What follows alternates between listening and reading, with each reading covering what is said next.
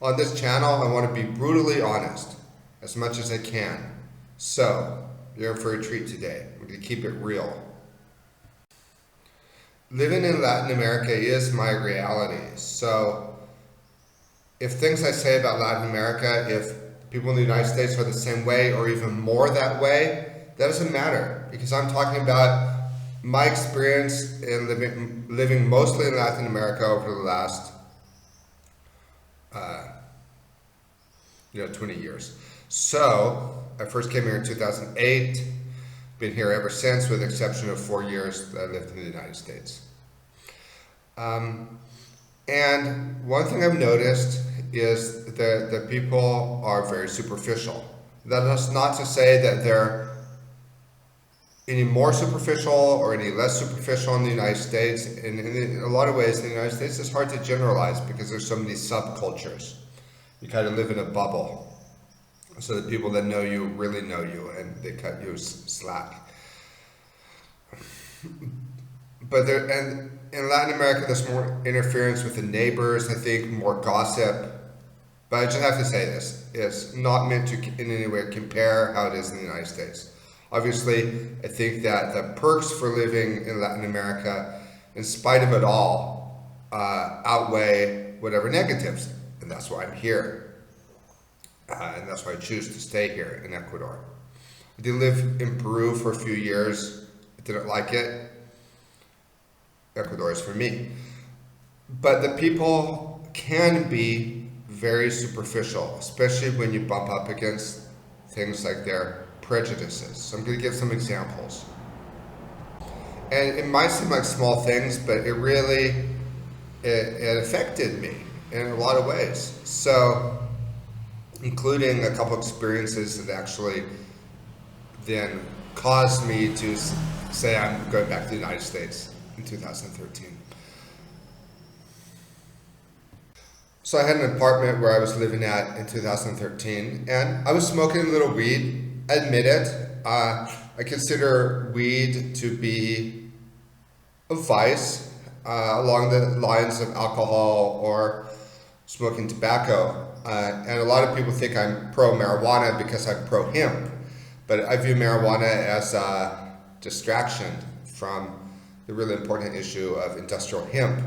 I've spoken at length about how any attempt in the Latin American assemblies to legalize marijuana is actually misguided and probably doing more harm than good until there's actually a public education campaign about hemp to counter all the misinformation about hemp. So that's my position on weed. But yeah, I was smoking a little weed, and there was a woman that lived upstairs, a single mom that lived upstairs, and one day I invited her into my apartment, and I said, oh yeah, I smoke a little weed, my bong's on the table. But you couldn't smell it from the back room. It was perfectly absorbed in the house, and I had good ventilation. But we had a neighbor on the other side of the patio who would go to the patio and smoke weed, and the fumes would go upstairs and waft into her apartment where she had a baby. And boy, did she and her brother ever make problems for me, threatening me, making scandals, saying, oh, he's smoking weed, look, he's going up. It was my fault for having let her see in the first place, and then she can move in and take advantage. And because it was based on something that was really true, I was in danger of really getting in serious trouble. Even so much to the point that when guys would come to visit me to play chess or something, she would automatically assume that they were there to smoke pot and start banging on the door. And although I didn't have trouble with the owner then, she brought it up later as a way to kind of say what a problem person I was. It was the neighbor that was smoking the pot, blaming it on me. Another time I lived in the same apartment in the morning, so that where I lived in, everybody puts their trash in the street in the morning, and then the garbage truck comes and picks it up. You know, trash on the streets, very third world.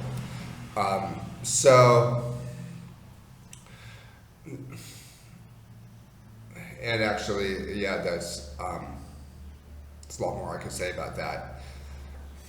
Probably now is not the time.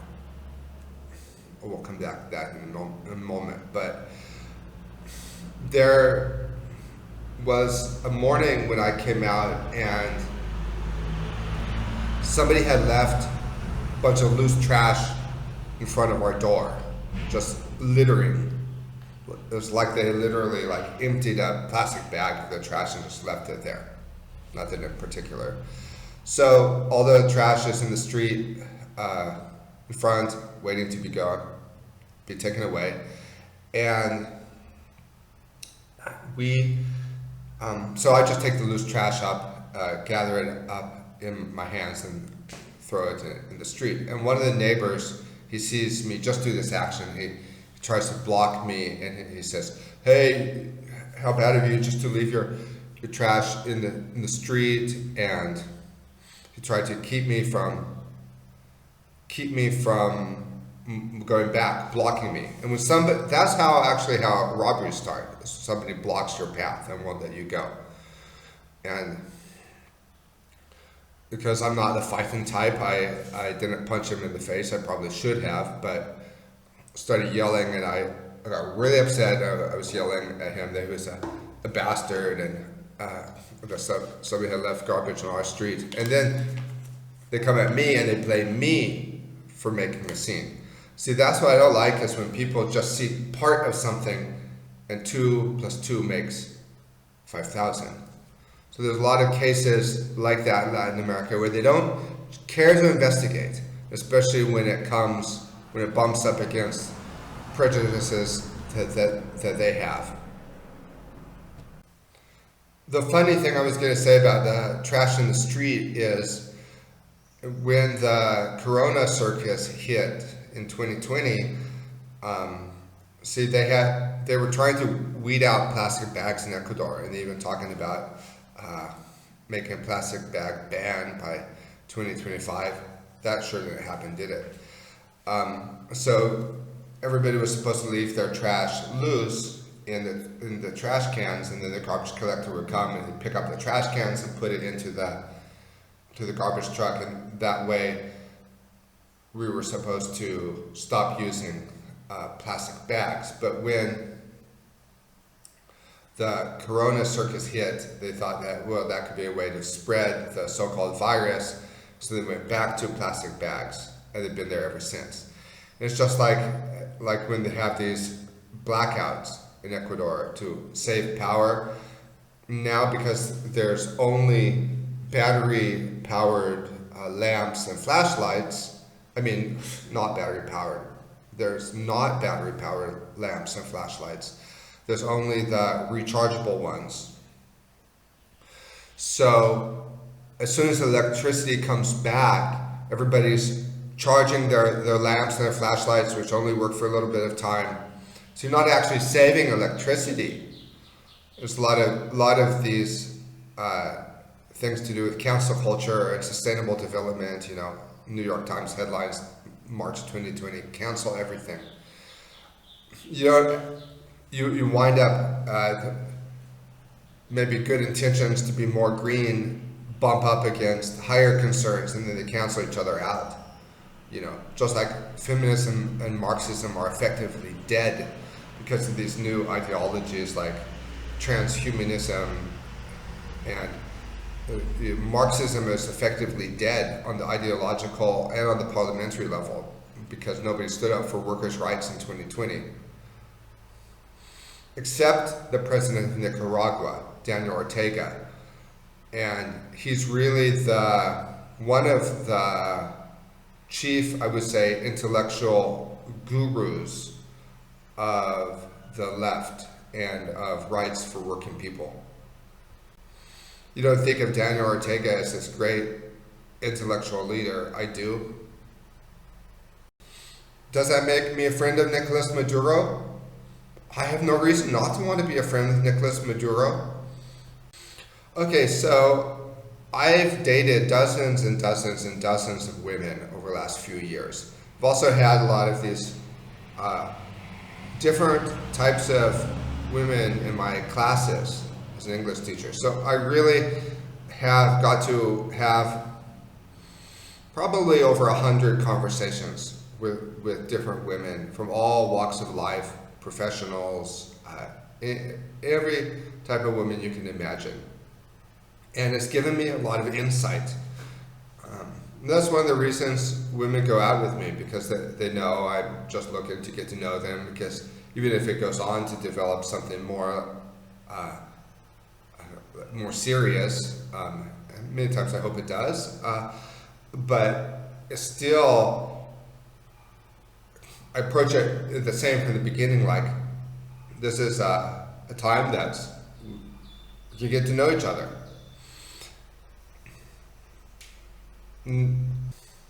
We'll say there's only been like a handful of women that I've really, really felt like, okay, I could give 100% to this. Like, in order to think about wanting to marry somebody, I have to have the experience of just being knocked on my feet for the first sight. I mean, just like you, wow, this.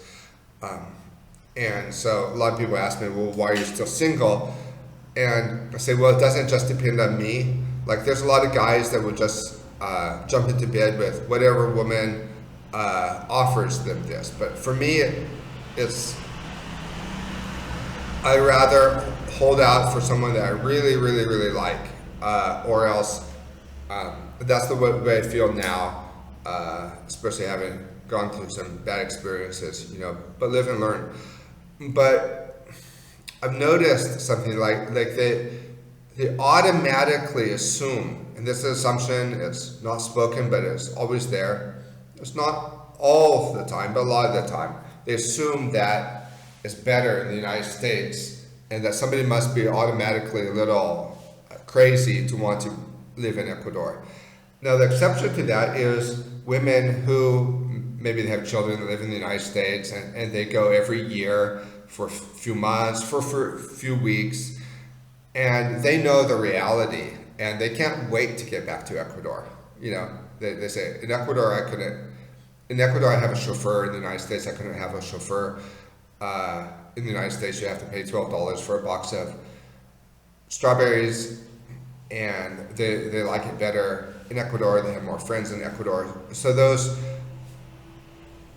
people who are going every year to the United States, they're much more clued into the reality of the United States. To generalize and say, because millions and millions of people who have no experience in the United States are willing to jump the border, to say that, oh, all the Latin Americans want to be in the United States, but look, you want to be here in Ecuador. That's not true. All Latin Americans don't want to be in the United States.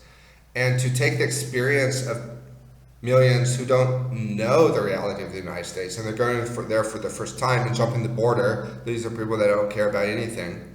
A much more accurate baseline would be the people that I know that go every year, and the exception is the crime. A lot of times maybe they think they want to stay in the United States just because it's too dangerous in Ecuador. And I understand that. That's a perfectly legitimate reason. Everybody's on a different journey. But I also find that there's a lot of, these people, these women that I talk to, they cut the Venezuelan immigrants a lot of slack. So there's a lot of Venezuelans in Ecuador. You recognize their accents. That's how you know they're Venezuelan. A lot of Venezuelans in Ecuador. Because of the crisis in Venezuela, Venezuelans have gone throughout Latin America. There's a lot in Colombia, there's a lot in Peru. So they cut them a lot of slack, and they realize they're coming here and they're not going to have everything at once, and they're going to have to be living in humble conditions, and that's their reality, and they're not going to have all their paperwork in line right away and the best jobs. And Yet with me, I don't sense that people are cutting me that same kind of slack. With that same kind of understanding that they extend to Venezuelans for being immigrants, they they question me and they challenge me. And how many times have I been told that they think that I must have had some legal problems in the United States or some sort of past, or else why would you be here? So there's that prejudice, that bias. I blame the media because the media in Latin America media in Ecuador has not allowed the people to know the reality of how the United States really is.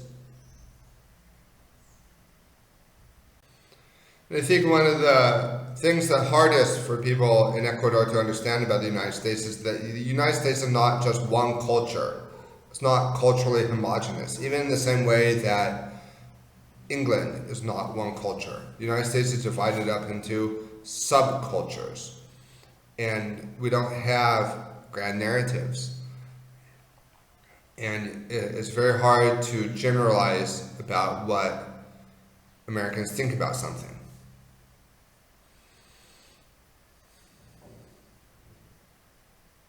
But I noticed, yeah, in a lot of ways, North America, United States, Canada, they are the promised land. And people have an unquestioning faith in and it boils down to what it is envy. People are envious of what they perceive would be a better life. And they project that envy onto me.